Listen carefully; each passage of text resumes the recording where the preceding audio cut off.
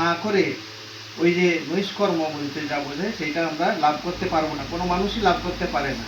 মানে কর্ম কিন্তু করতেই হবে। আবার নচ সংন্যাসানাদেব সিদ্ধি সমাধি। সংন্যাস সংন্যাস মানে হলো কর্মত্যাগ। এই সংন্যাসাত সংন্যাসানাত মানে কর্মত্যাগ দ্বারাও এব মানে কর্মত্যাগ দ্বারাও সিদ্ধি লাভ করতে আমরা পারবো না। মানে কর্ম কিন্তু করতেই হবে, কর্ম না করে কিন্তু সিদ্ধি লাভ হবে না।